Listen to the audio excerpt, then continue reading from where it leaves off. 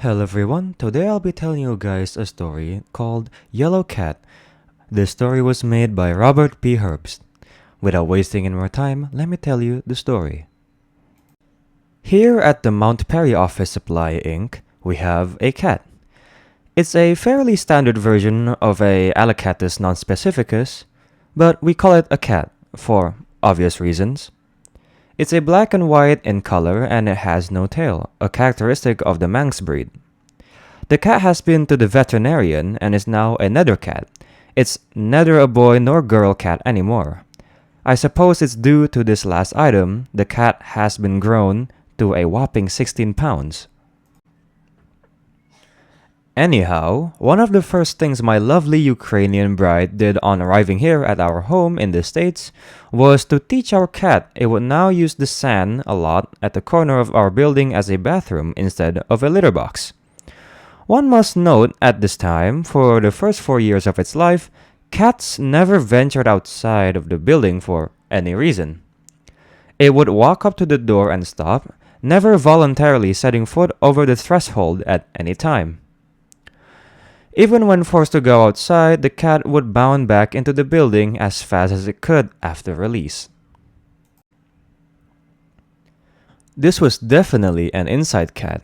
Of this there could be little mistakes. Right up to the time when Ludmilla took the cat outside and taught it how to use an outside bathroom. At this point, one must take into consideration there are other cats living in Mount Perry. Cats are quite territorial by nature. Each cat stakes out its territory and defends it vigorously against all other cats. We didn't take this into account when we put our cat outside and educated it to make its bathroom at the corner of the building. In the Mount Perry Office Supply Inc. area, there also lives a yellow cat. Yellow cat is also a prime example of an Alocatus nonspecificus, but with a tail and has for years considered this area its own. Suddenly, we have introduced into yellow cat's neighborhood, a big fat black and white cat which poops regularly in a part of its territory. Yellow cat is, to say the very least, somewhat disturbed about this. Our cat sleeps most of the day away, as most cats do, and only becomes active about dusk or at night. Unfortunately, this is about the same time the yellow cat patrols its territory. Our cat approaches the door to the outside and carefully scans the area for any signs of a yellow cat before venturing outside to visit the sand-a-lot. It never ventures much further than the sand-a-lot and at all times scans the entire area for any signs of other cats. Now, our cat is not a fighter. It's so fat it can hardly get out of its own way. Another characteristic of the Manx breed is that they hop like rabbits, using both back feet for propulsion at the same time. This causes cat's belly to bounce up and down, dragging on the ground each time it lands while running. It's really quite funny to watch.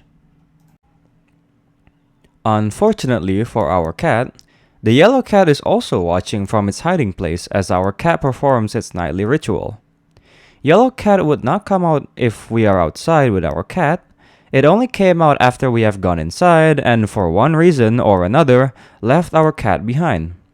This rarely happens as our cat usually stays by our side whenever it's outside. During the summer month, when the cool evening breeze blows down from our beloved mountain over the town of Mount Perry, we leave the doors to our shop open to get as much benefit from this cool breeze as possible. Naturally, our cat does take short trips, unescorted, to the sandlot on rare occasions. When this happens, the yellow cat is waiting. There was usually a whole lot of hissing and screeching.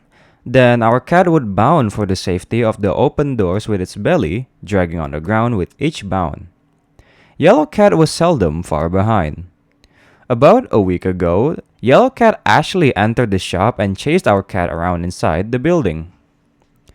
This chase continued until we were able to drive off Yellow cat and rescue our own cat from its perch high on one of the window displays. The yellow cat has somehow learned it needs to stop at the door. During the last incident, Yellow Cat chased our cat all the way into the shop, up the stairs to the second floor and all around our comfortable little nest up there. At first, Ludmilla and I could only laugh at the two cats as they raced about in the apartment screeching and hissing at one and another. Then furniture and other household items began to tumble and things became quite serious. The yellow cat would not give up the chase no matter what we did. Cold water didn't even slow it down. At some point during the free-for-all, the yellow cat found the cat food that we leave on the floor for our cat at all times. Now, everyone knows once you've fed the cat, you own the cat. Yellow cat stopped to eat. Now, every evening about dusk, the yellow cat stops by our store for dinner. It marches into the shop with only a precautionary hiss over its shoulder towards our own cat, as it marches straight for the cat food on the floor upstairs in the kitchen. When we tried to convince the yellow cat was not welcome at all. We were met with an arched back, upright fur, bare teeth, bared claws, and a long low screech which could not be misheard. The yellow cat would not put up with no interference by us at all. I guess the only thing we can do now if we want to leave the shop doors open is to get a very big dog. The story is called Yellow Cat by Robert P. Herbst, and I thank you for listening to the story.